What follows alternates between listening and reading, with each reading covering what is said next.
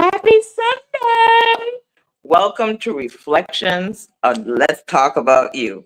I am your host, Camela Francis, and it's always an honor, always a privilege to be here with you on a Sunday afternoon. And I'm so glad you get to see me all your Sundays. I first want to start out by saying congratulations, kudos, blessings, you know, just continued success to all the promotees, all the graduates of 2025. I salute you. I congratulate you. You guys are so deserving.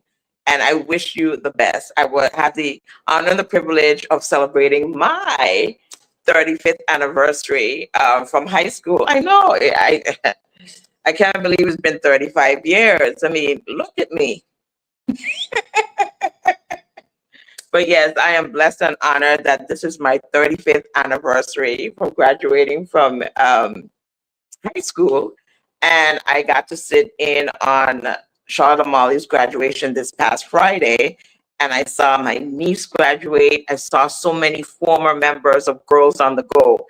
I mean, we really have to get our recruiting going because it just did my heart so glad that we knew them from the time that they were little bits, and now they're actually graduates. One of the graduates, well, in addition to my niece, of course, I knew her from the time she was in her mommy's belly, and now she is a graduate, and I was so excited to see her. I saw her a couple weeks ago prior to this, the day after her prom when they were celebrating her grandmother's 80th birthday. And then I saw her again. And, I just want to say congratulations, graduates. I'm so happy for you. And to the class of 1990, hey, class of 1990 to the world. Congratulations to us.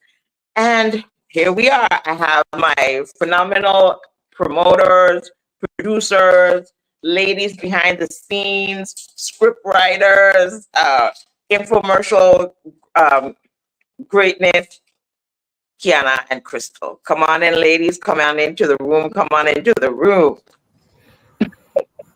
Hello. Happy Sunday. Happy Sunday. Hi. How you ladies been? Great. You were talking about the graduates, and today makes 10 years since I graduated high school. Today, the 25th. Happy anniversary. 10 years. Thank you. Everybody's giving away their age. I can't remember how long it's been. I'm going to pretend to not remember and keep it moving. No. Well, I'm glad to celebrate my years. And, someone did make a mention about that on my post. She was like, girl, you're giving away your age. Stop telling that. And, I know I don't look a day over 35, but it is my 35th anniversary. I know, I'm excited. I love my class. I love graduating. I truly like celebrating. So another reason to celebrate. I love to celebrate. Absolutely. But yeah, and then today, Cyana, I will say, today's also Montessori's graduation today. So on your 10th anniversary, they're having a graduation today. Yes. So congratulations to them and all the graduates that are graduating from VI Montessori and Peter Gruber International Academy on this great Sunday. Congratulations all around. So, Cristal, how many years are you? I know you're claiming that you don't want to share, but share. I think it's like 22 years now. Yeah. Jesus. Anyways, yeah, 22 years. Yeah. That's not a long time. It's fine. Years. Yeah. 22 wonderful years. And look how far you've come. Look how far you've come. So that's a reason to celebrate. Listen, when I thought about us doing reflections today, because we're doing reflections on the trauma episode, which was just that was just an episode that we have to do another part because it was just so much to cover. And I didn't want our audience to be like, okay, they still talking. So we definitely have to do a part 2, 3, and beyond, because it is such a wide topic. There's so many miniature parts to trauma, and to discuss that, and even with graduating, I'm sure some of the kids sustain some of that with um, exams, and the anxiety of, will I pass, and will I not pass, and what's next, and did I get all the stuff in? So the angst of that Hmm. in itself Yeah. created, some type of internal trauma to the students, and the teachers themselves was like, oh my goodness, the year has ended so fast, or thank God the year has ended. I think quite a few might be like a thank God we Yes. made it through it. We got to the end. We got to the finish line. So yeah, it's a Yeah. bittersweet, as they say. Yes, I really think so. I think it's a bittersweet for a lot of them, but I salute them and I congratulate them, because I know how excited I was for my graduation. And when we graduated, it was after Hurricane Hugo. So everything for us was pushed back. Our graduation was one of the latest graduation. We graduated on June 22nd, and usually graduations are the week of Father's Day, so ours was like pushed back afterwards. And I remember um, Hurricane Hugo was in September, and all I kept saying was, "No, I don't want the hurricane. I need to graduate. I have to graduate. If they have the hurricane and it damages schools, I have to graduate." And just to keep the kids going, Mm. before us going straight into school itself, we started preparing for introductory night, that's where the kids get introduced to the community. And I was like, I don't want to do any introductory night. I want to get into the school to get the stuff done. So I don't have to, all I wanted to do was focus on graduating, not all the preliminaries but I think that was a great thing, that the teachers and the principal, whoever decided to do that, I thought in hindsight, hindsight 2020, it was a great idea to take the pressure off of us, because a lot of kids lost their homes, and even though introductory night is a costly event, just the preparing for it, yeah, I could see it causing some angst, because if I didn't have the provisions to do that. But it gave the kids something to do, something to look forward to, until they decided when we're getting back into the classroom, and so forth. So it gave us a reason to get things going. So I appreciated that now. Oh, congratulations, Auntie Etty, graduating 46 years ago. We're Oh, all celebrating graduations congratulations. this season. I salute you on your Yes. 46th anniversary. Look at that. Mm. See, time flies. And Indeed. Etty and my sister went to school together. So I guess I have to call her and congratulate her on her anniversary as well. So, you know, Indeed. time flies when you're having fun. Sure does. It sure does. And life So comes fast and hot. I think that's part of like the traumatic experience that most young people transition from, being in a classroom to being responsible for figuring out life. And that in itself becomes, can be then, it doesn't always, but it can be a traumatic experience because sometimes you just don't know what's next. And if you don't have an idea about what you're going to do next, the pressures of life and the pressures of, answering everybody's question, because I think that's the question everybody asks you in that time period of your life. Like, what are you going to do now?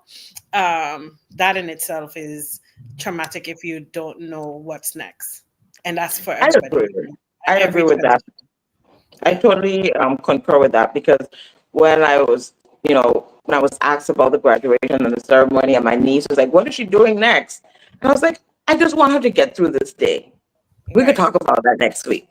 Yeah. And I know that's something that we tend to do. We just push that on. What are you doing next? What are you doing next? And some can handle it and some can't. And some people they just need to be present with what is. And let me just get through this day, this moment. and then I could think about. So I just wanted, before I have, because I do have 10,002 questions to ask, I figured, let me just give her this time to just celebrate and just be in the moment of being a graduate from high school. And I'm just so excited and proud of her, excited for her. I'm excited to find out what it is that she's doing next. Even if she decides to take a break, I want to know, but I'm going to give her this pause to try to figure it out. Because at the end of the day, it's been 35 years and I'm still trying to figure certain things out.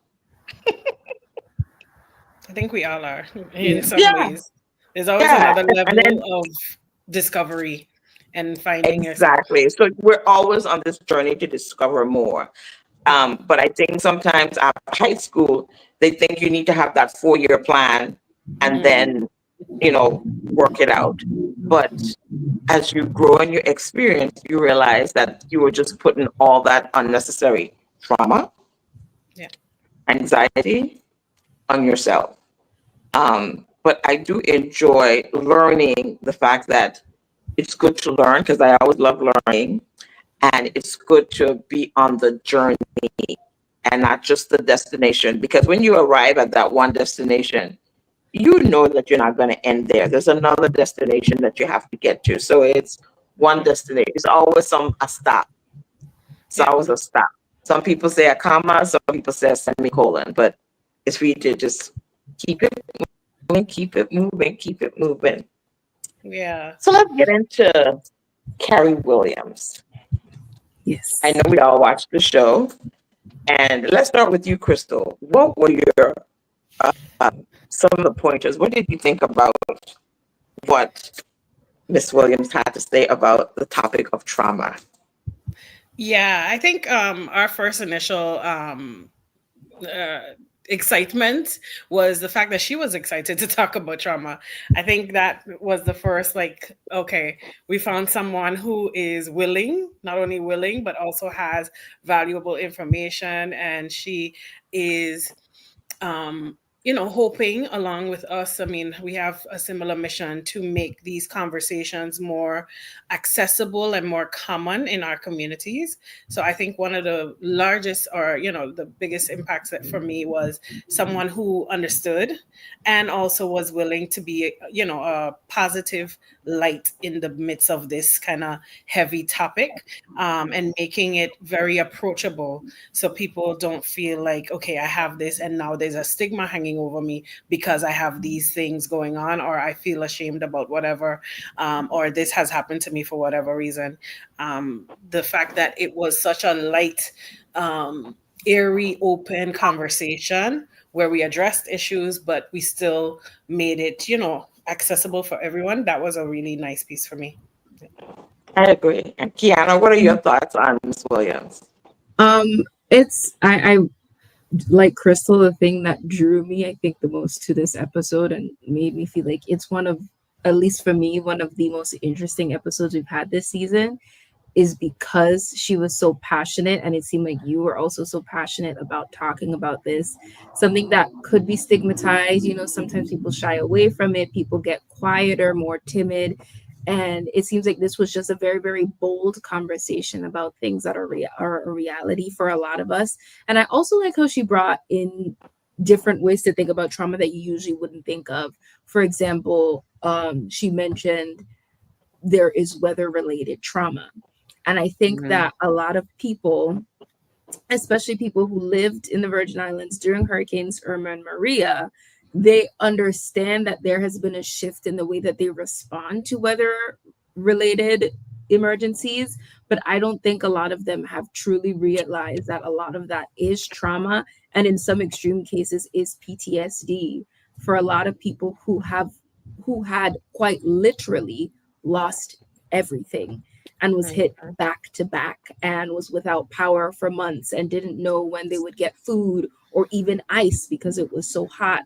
And people, it was just, and even trauma for people who were away, who wanted to do something like myself, but knew that, if I went back on the island to help, I could be potentially taking away resources. So trying to find a way to help from here, and then people being there and just trying to find a way to survive. I thought that that was really an important thing for her to bring up. Was that weather related trauma, so that people can give themselves a little bit of grace. Because I know, some people are just like, every time there's thunder or lightning, then I get a little and they don't understand why. And it's like, it's okay, you went through a traumatic thing. Just like, do what you need to do, take a moment, a minute, 2, 3, 4, 5, whatever you need, and just like take it easy, and it's okay. But trying to pretend that it doesn't exist is only going to make it worse. So I really, And really you're like right. the conversation. You're right. When you said that, I do know several people that when it does rain, even a drizzle, the trauma of, am I going to have a leak or what's going on? And I mean, I could even be candid about some trauma of a homeowner's trauma when I had an issue with water, and it's like every time it rained, it was just like sleepless nights, and is it going to leak? Is there going to get water, and so forth? So yes, there is weather trauma, WAPA trauma, because when you can't function and do the simple task, what you need to do at your job, or even drive through a light. I mean, it's bad enough trying to run a red light, but when there's no light and everybody wants the right of way, that could be angst and getting by. And one of the things that I truly loved about having Miss Williams, yes, definitely how excited she was about to talk about trauma and her loving trauma. I mean, just when I spoke to her and she's like, I love trauma. I was like, wait, what?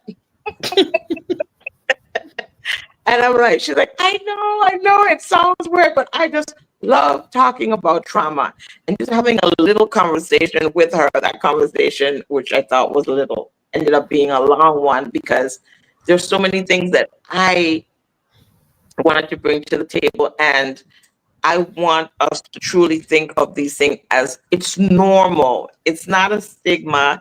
It's not a bad thing. It's normal. And if we normalize it, people won't internalize and then have the elongated PTSDs and the anxiety or the angst, because it's like the village, everyone will be considered the village, will help that person cope and deal with. And if they need additional help, there's people like Carrie Williams. There's people like, as she mentioned, mind body psychology that you can speak to. And but if no one wants to talk about it, or they blow you off because what you're saying is not important to them, who are you to say that my feeling isn't important? Why would you invalidate? And we do that too often. That is normalized, invalidating someone's opinion. That is more normal than accepting that someone has an issue. And that's something we have to work on. And as the more she spoke, the more excited I got. The more she spoke, I just felt like it was just like filling my soul with food, because it was like, yes, someone understands, someone feels it, someone knows what I'm talking about. Because it couldn't just be me being empathetic and sympathetic to someone that is feeling this way, or because something is happening, that this is a reaction or an action, or this is why that person is lashing out or acting the way that they're acting. You go through. And the longer you live, the longer you realize you go through. We don't go through the same thing, but we have experiences. My experience is different from yours. And sometimes because of mine, I can save you from yours. And but we have to normalize it, and we have to be willing to be open to speak about it. But too many times, because I think, one thing that I really want us to dive into is generational trauma. And I do believe generational trauma is real, because if you're going to say a generational curse is real, the trauma has to be real. You can't have one without the other. Yeah, I agree on the fact that generational trauma exists, and you're hearing it even more like, wouldn't popular isn't the right word, but more consistently in these last, couple of years, people are having more conversations around generational trauma and, the history that our community has went through, and the repercussions that we live in, or we've normalized, in fact. So we accept certain things because of the traumas that we've lived, and now it's now part of our community, when really and truly it has nothing to do with us per se, but it's the fact that we've lived in this trauma for so long, it becomes normal. And so now we no Exactly. longer know how to address it, or to call someone out and say, hey, this isn't right. I was recently, I was just looking it up to remember the name of her book. Miss Sheila Johnson, the owner of BT, and in her recent audiobook, well, I don't know if it's recent to me, well, in her audiobook, she's titled Walk Through Fire. She talks about this, some of the things that she accepted in her life, kind of coming out and living, post slavery. And even so, it's like her grandparents were slaves. So it wasn't that if it was that far away from her, like she came through a time of segregation and everything else. So sometimes we think about it and we think it's, oh yeah, that was years ago and it's been abolished for such a long time. At least for my generation and even the younger generation, they feel like this disconnect. But when we look at it, or even when we take the time to look at it, it's not that long ago, that this was a part of our existence, and we've lived this, and we've normalized certain things that we are, systematically oppressed by. And these traumas now become our life, now our, existence, when it's Right. not necessarily something that we should even be accepting as Mhm. normal.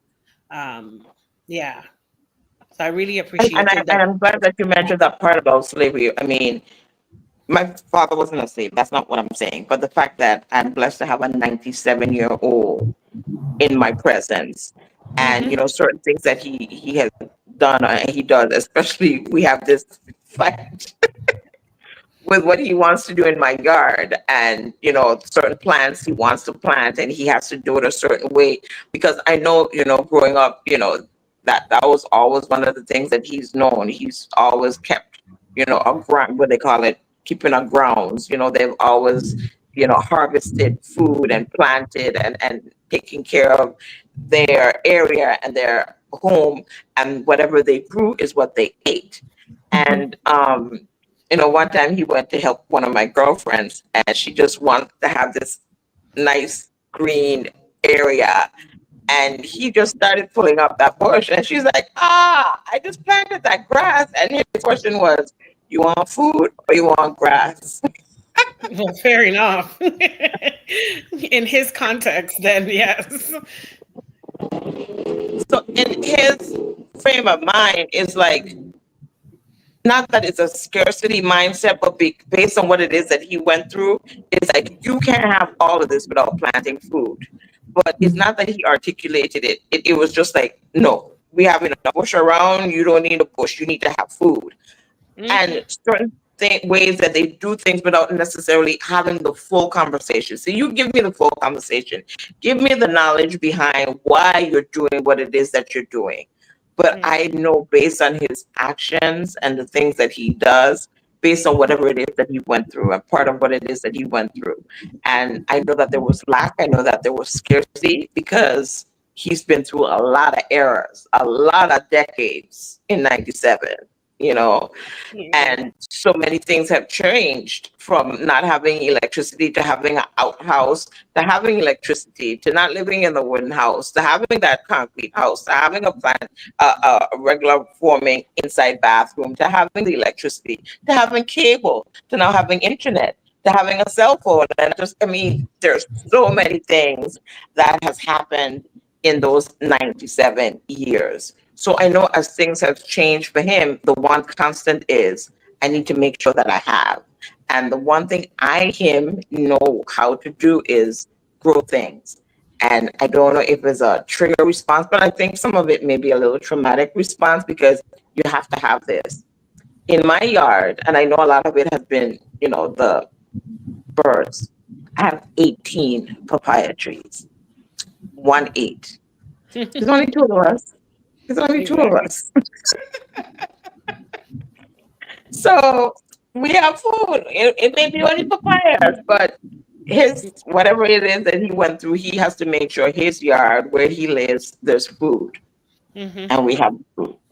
Yeah. He would love to grow other things, Yes, but you know, that kind of reminds me of something that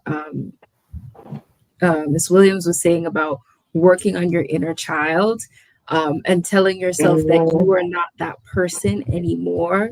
You are not in that scarcity anymore. You are not in that situation anymore. That is something that happened to you. You need to acknowledge that. You need to talk about that so that other people can understand why you're doing what you're doing and that you can pass on your lessons to others. But in that, it's not just talking about it so you talk in circles and dwell on it and keep doing the same things over and over again. The reason it's so important to talk about it, based on what I got from the conversation, is because you can learn from it, you can move forward from it, you can grow from it, and try to pull yourself out of that trauma. And one thing that I like that Crystal mentioned with, how slavery and segregation, those two things were not that long ago. And that reminds me of the quote that Miss Williams said, that if you keep sweeping stuff under the rug, you're going to trip over it. trip over it.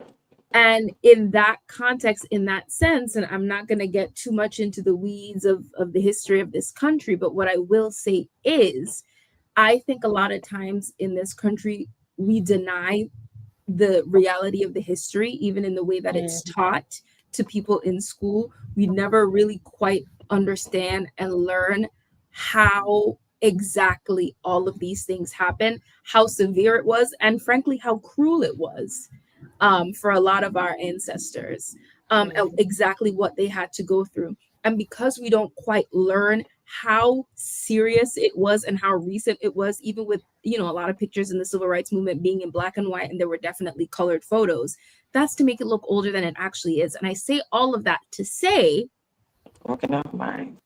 understanding what's happening is one way that we can work on ourselves. But if we continue to say, oh, this didn't happen, or if it did happen, it wasn't that bad, and if it was that bad, then it was so long ago, if we continue to deny the impact that the history is currently having on all of our lives, we will trip over that history.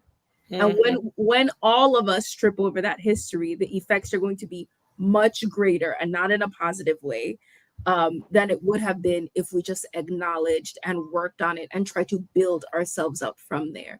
So it can work on a personal level. It can also work on an interpersonal level and a communal level. And that's why I feel like addressing trauma is so important, not just for a person, but for a community, because we need other people. We have to rely on other people. We cannot go through this life alone. As much as we would like to think we can, we cannot. It is impossible. So I think that that's another reason why it is so important to acknowledge all of those things. And then once you acknowledge your triggers and your traumas, whatever that means for you, because something might be triggering to me that might not be triggering to you, and that's fine and fair. Once you understand that and learn that and cope with that and teach your lessons to whoever you need to teach it to, then you can work on trying to, move through it, through whatever coping mechanisms, healthy coping mechanisms that is. I know that Dr. Williams mentioned dancing, yoga, deep breathing, tapping even, just so that you can be present in your body. Journaling. I know my mom has been trying to get me to journal for years, and I don't. But they're all things that different things work for different people. But I just think that it is really, really important to know your history, of wherever you are, and the history of your family, and just try to understand. But like, Uncle Johnny is always, doing XYZ. Every time it rains, he's like closes all the curtains and covers the TV and covers the china cabinet. I wonder why he does that. Ask about it, and you might be able to learn something, and then you also might be able to help him through something that he didn't even know he was going through. I agree. Crystal, let me ask you this question, since you made a great point there, Kiana. When you were in the Caribbean and it rained, did your mom ever cover the mirror or anything when it rained too hard? We didn't cover the mirror, but I think it was when I heard Kiana just mention that. I was it that you couldn't go on your phone or something because the electricity going to electrocute you or something to that effect. So you couldn't talk on the phone while it raining, or you couldn't hold any metals because for some reason or the other, you were going to get electrocuted inside the Yes. house. Yes. By It would lightning. pass through the walls and Yes. through the glass into your house. Yes. So I never understood it, but yes, that was something that we had. Well, we had that when it rained growing up as a child, we had to cover the mirrors. When it rained hard, a little drizzle, but when it rained really hard, call the mirrors. You had to cover all the mirrors. So, when it rained, you pull out the sheet, you covered the Yeah. mirrors. And I And remember. and as children, you didn't think about it, but I wasn't the only one. And when I speak to different people, and the internet is such a beautiful place. It could be hard, but it's still a beautiful place. And this one comedian, Julie Mango, when she talks about her childhood, I mean, I'm in stitches, I'm in laughing, and then I read a comment about someone in Africa or someone in Kentucky, someone in Maryland, Tennessee, and they all have the same exact comment. Oh, it wasn't just you people in the Caribbean, it wasn't just you in Jamaica, it wasn't just in St. Thomas. We all endured the same thing, and that's how I know generational trauma is real. That it is impossible for us, even being different parts of the world and experiencing the same thing. Our parents taught us the same thing, doing the same thing, and of course now we could joke about it because for Julie, I know that she speaks very candidly about her dealing with depression and being suicidal because she didn't know how to deal with her trauma and what triggered her. And she tried to end her life several times and it didn't work. She's an advocate for mental health. And just, when you need that ease and that relief, because when I first found, I just needed detox in my brain. And when I saw her on Facebook, I just thought it was just so funny. And I was like, I thought we were the only one that happened to deal with whatever it is. And the parents would end it with, pick up your book. It's always pick up a book. Don't talk too much. Don't do this. Don't do that. Just pick up your book. And they would just try to shelter you because you're supposed to be this way and that way. And it's just a conditioning that they miss the part of explaining certain things or giving the hugs and what we thought was making them soft, but it was actually giving the caring. They showed us that they cared and they loved us because they provided, and that's what she showed. And some people saying, oh, your parents did what they could, just get over it and move on.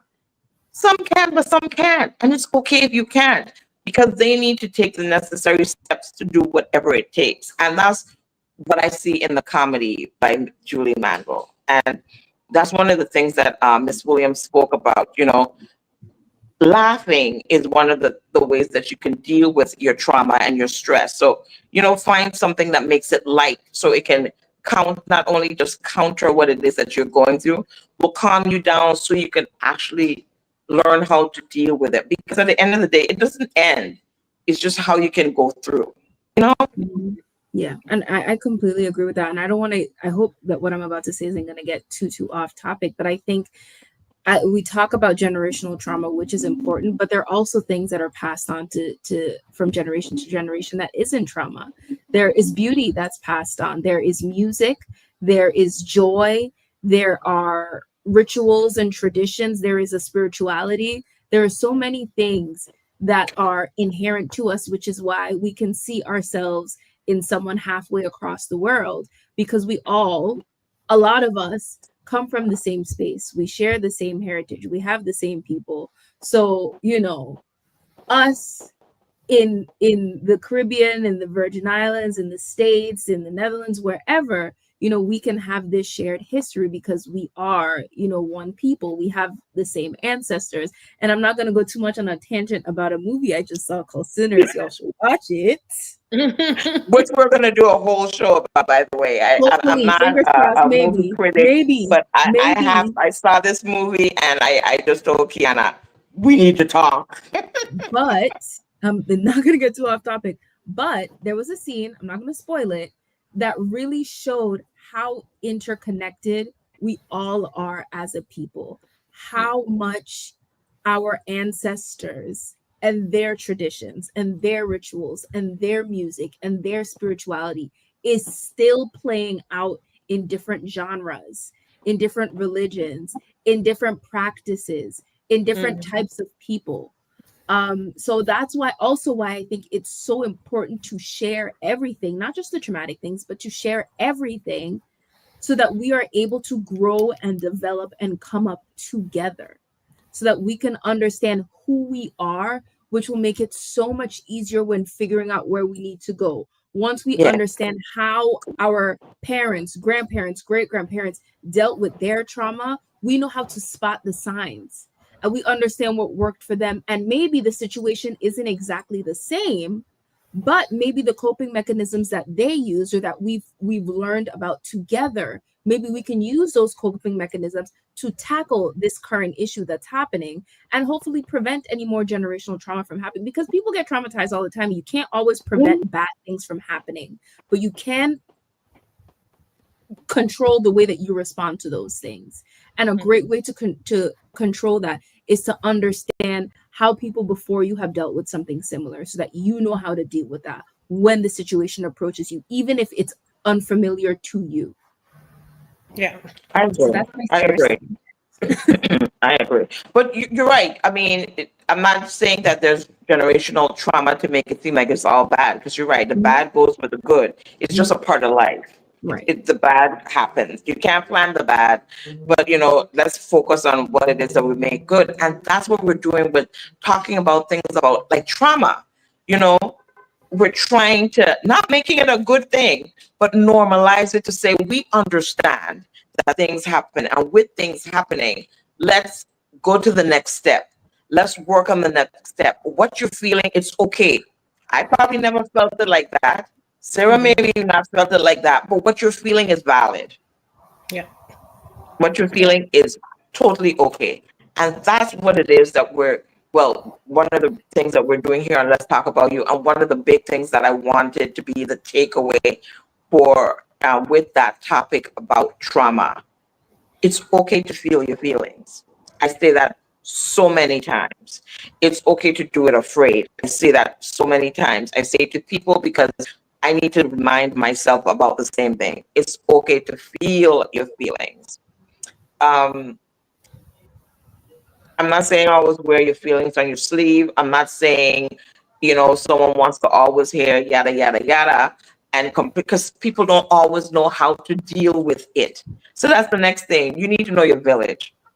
You need to know your village. You need to know who it is that can deal with certain things, because some people can't deal with certain things because they haven't dealt with theirs. So I Mhm. can't deal with yours and I have mine. Hmm. Right. Yeah. I think it's one of the critical pieces, and Miss Williams also mentioned it, is to first kind of admit that you have a trauma. Because I Mhm. think one of the things is we live in denial of the fact that we are existing in this space of trauma. So even at the early stages of even starting a discussion or finding the people that you can trust to talk to or finding professional help, even is first saying, okay, I have had a traumatic experience. And just that acknowledgement, as Kiana was saying earlier, with, just the fact that we have not acknowledged in lots of places throughout the US without laboring on it, that it happened and it was a traumatic experience and it was devastating. We cannot deny the facts. This has happened. So, first being, I am I have experienced, this is impacting me. I need to address it. Kind of dealing with that internal dialogue. Because, as the same analogy with the rug, sometimes we just hide the fact that we're going through a traumatic experience, or we Mhm. try to cope, or even even because Martin was also hit by Irma and Maria. And after I think about 6 months or so, people started to realize that we went through all the trauma of the hurricane and then we just went back to work as if nothing happened. Kind of circling back to that, it's like, yes, we lost everything, but we went into survival mode immediately because everyone was just trying to get back their livelihoods. So no one had time really to deal with, okay, yes, I lost or I need or anything else. Everybody was like, okay, let's start rebuilding. And so we went from a traumatic experience, double whammy, and then right into rebuilding, and let's go back to work and let's try to get everything moving and shaking. And I feel like that is a perfect example of how we lead our lives. Like we just go back to coping the next day without giving ourselves grace, like you mentioned earlier, without giving ourselves time to like process the information. And yes, it's survival, but eventually it's gonna add up. So I think that that's a really strong point that you said just now. Find the right people, find your persons that you know that you can be fully transparent with, honest with, and have these conversations because they're necessary. To be able to not only cope but address it and treat it, because it's almost like a pimple, like it'll stay pricking you until you pop it. And it might just pop very nastily if you don't address it. It might be worse than if you actually just treat it and allow it to do what it needs to do, and go through it, as you said earlier, because there's no way around it. You have to actually go through all the feels and all the stages of it. Yeah. When you say that, it made me think of the fact that, Miss Williams also mentioned that it comes out in your body, just like the pimple. It makes you sick. Mm-hmm. It can even give you a terminal disease. And I have a friend that is going through something right now, and she said that she had a conversation with one of her doctors, and they asked her, "How did you survive all of that you went through?" It was like one thing after the next year, after the next year, and now, unfortunately, she's sick, but she's fighting. She's doing really well. But the fact that she was holding in all that stuff and not really letting people in, she'll say certain things and not getting the help that she needed. She internalized, and your body feeds on that, and it breaks your body down. It breaks you down. So when people say, let it out, don't do it to be harmful. Don't do it to be nasty. Don't do it to hurt someone because you're going through your own internal turmoil, but do it so you could get the release, so you won't eat yourself up, literally, and you won't break yourself down, literally, because holding all that stuff in, it weighs you down emotionally and physically, spiritually. You're literally carrying a baggage all the time. Erica Badu, I don't know if you guys saw this. I didn't see the whole, I don't know what songs that she was singing, but she was in this suit with this extra woman, and and she has the song Bag Lady, and it's like, you need to unveil all of that baggage. You need to release all that baggage. And that's why they have people like Carrie Williams go to a session. Because a lot of times, we think because we have a friend, or, they'll tell us pray about it and get over it. No, sometimes a neutral party, someone that doesn't know you, that will just be impartial, listen to you, because they have nothing to go on other than based on what it is that you're talking about. And they can help you. They can help you. So we truly need to have conversations to make pain normal, make uncomfortable being normal, so we can truly be who it is that we're designed to be. We can, and I mean, I could go on and on and on because I really, really loved this topic. It's really dear to me. No, not that I went through more trauma than anyone, but I know that it's normal. And I know when I say feel your feelings, it's not just out of cliche. We need to do it. We need to have those conversations. And just like when we're talking about having a godparent for our children, not saying that we as adults need the godparents, even though we have that, but we truly need to have people in our circle that we trust, whomever that is. It could be that one person, but you need to also be mindful. One thing that Kiana and I did some years back, and she brought it up to me, and I'm glad that she did it. It's like, sometimes I would make her my dump truck. Full disclosure. I would make her my dump truck, tell her what it is that's bothering me, going through. And she's like, Mom, can you do me a favor? And I was like, what? In the middle of my relieving myself and telling her what's going on.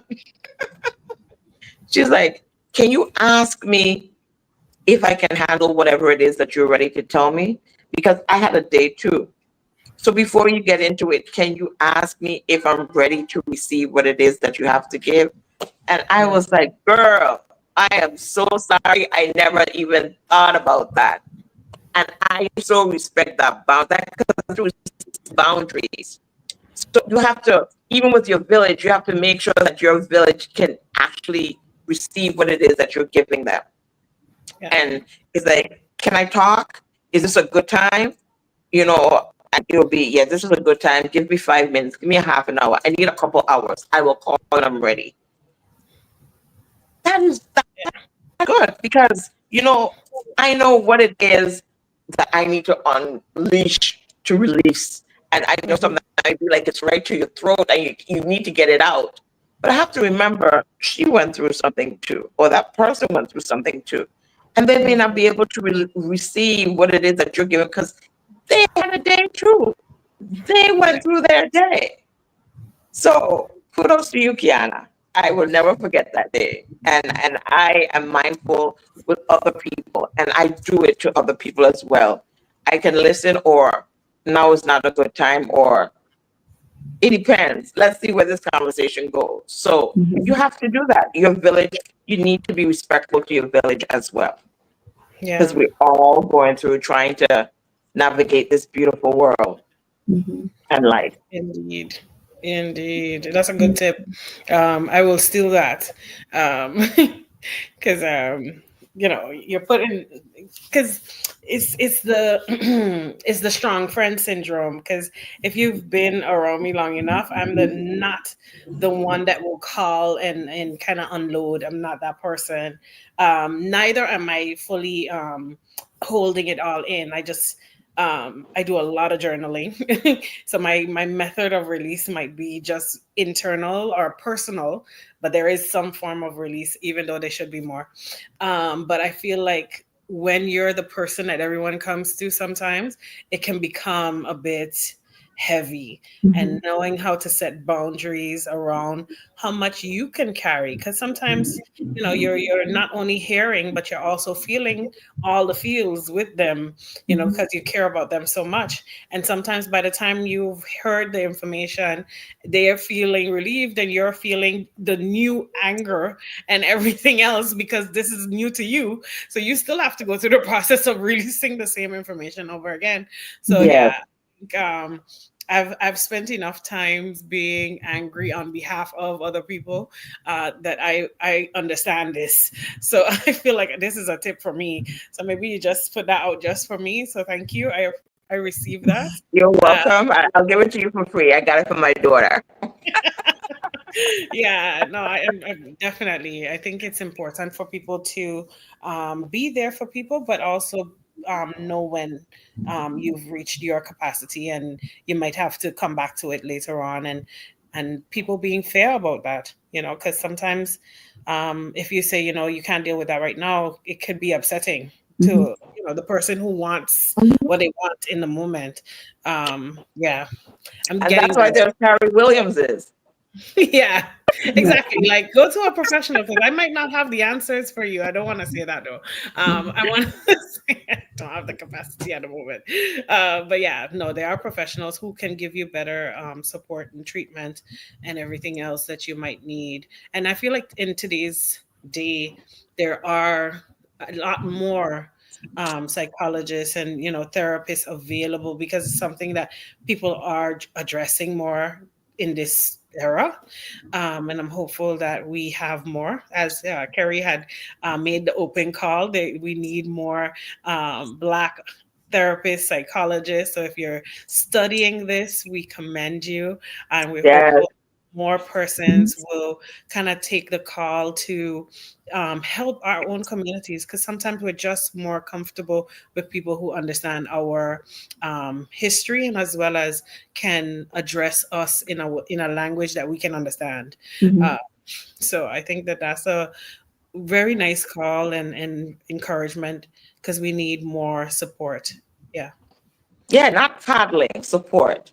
Because support. sometimes people think that we just need to be coddled. No, we need the support to Mhm. lead us on the right path. Don't, not encourage us in our wrongs. Just Mhm. encourage. Right. So, Karen, you want to say? Yes.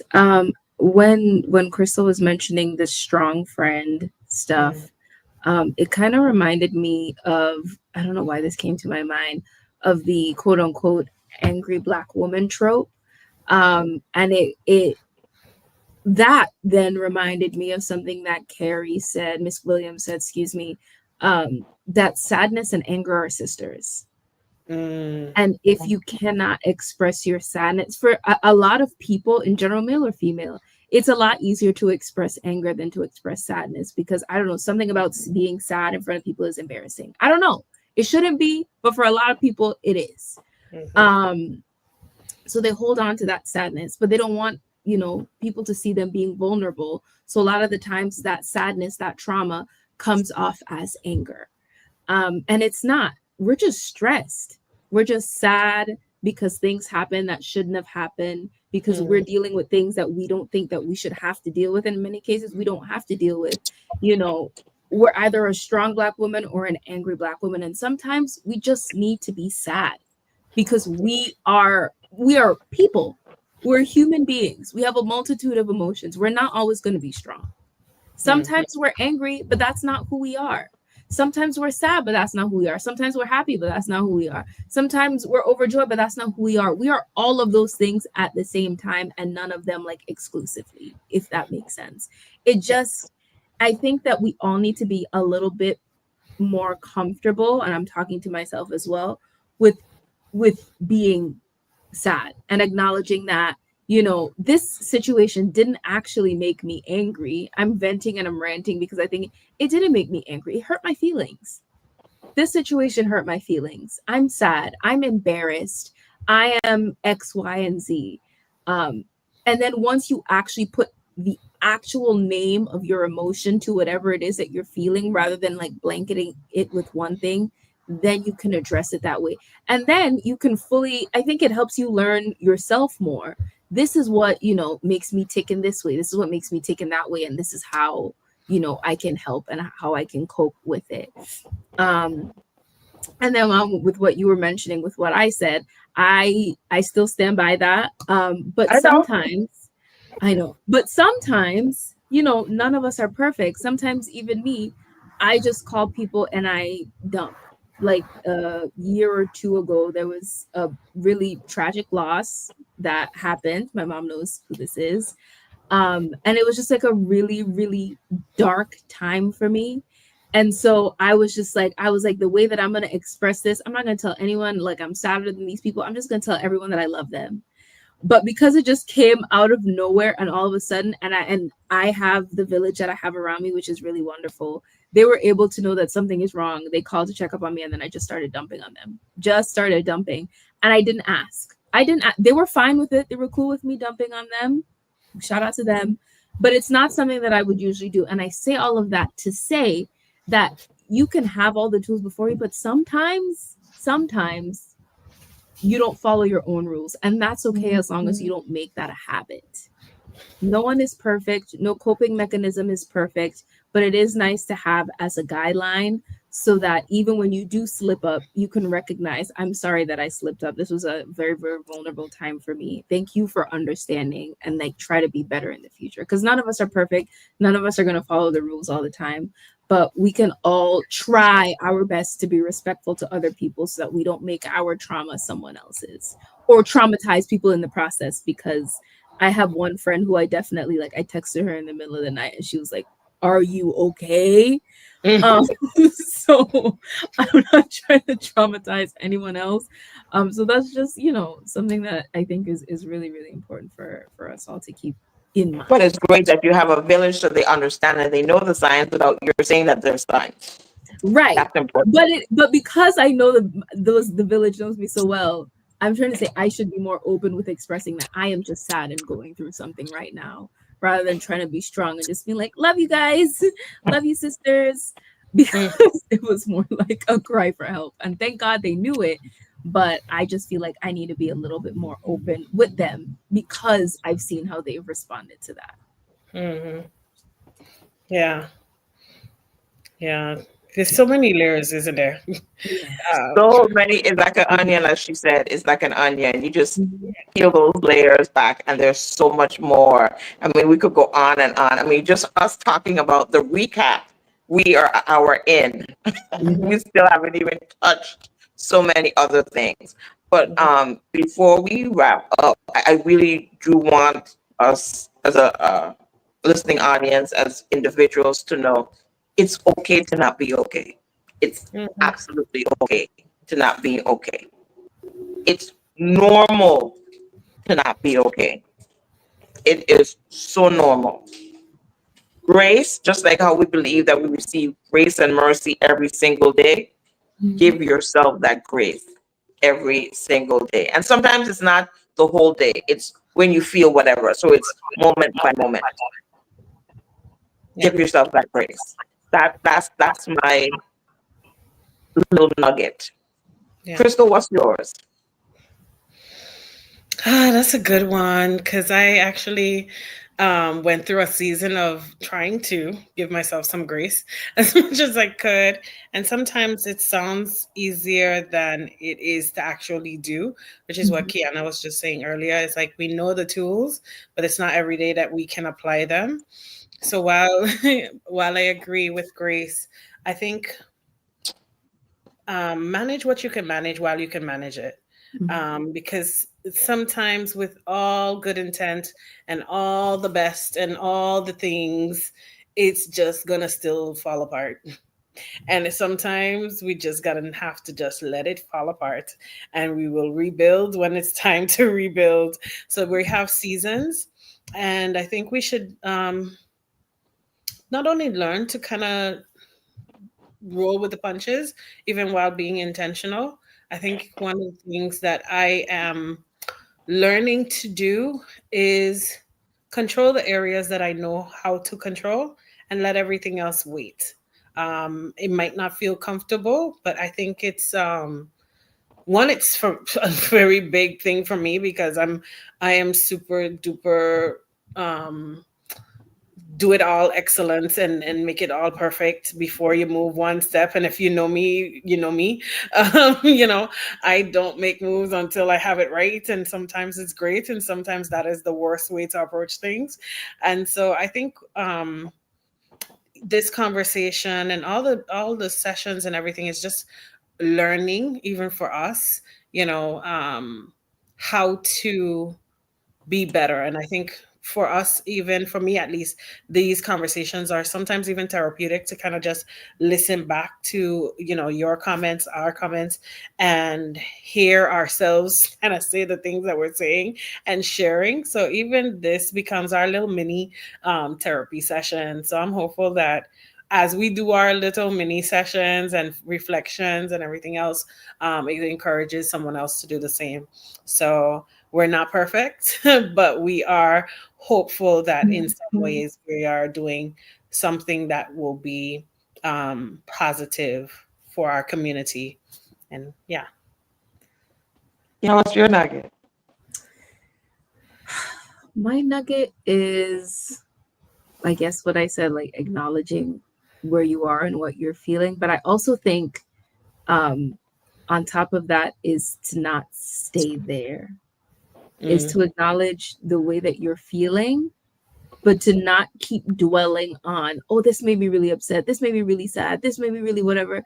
But try to move forward from that. Because I think a lot of people get stuck once we start acknowledging, because it's new for us. And then once we start acknowledging, it's like a wave of things that just hit us at once. And it's easy to get overwhelmed by all of the feelings that are happening. But I think that it's important to push through that overwhelm, push through everything that's happening so that you can get to what it is that you need to get to, so that you can find a way to cope and eventually move forward. Like Miss Williams said, you are not your childhood self. It doesn't have to be your actual childhood. Wherever you were at that moment, you are not there anymore. And I think that that is my takeaway from this, is that it's important to acknowledge that you were there. What happened to you in that space happened to you. It made you feel XYZ, but that's not where you are anymore. And so acknowledgement, coping, and moving forward so that you can truly live your life to the fullest. That is what I got out of this. I love this. I love this. We could talk. I can talk for some more about this. Find your village. Seek the help that you need. We're going to go through with grace. Be patient.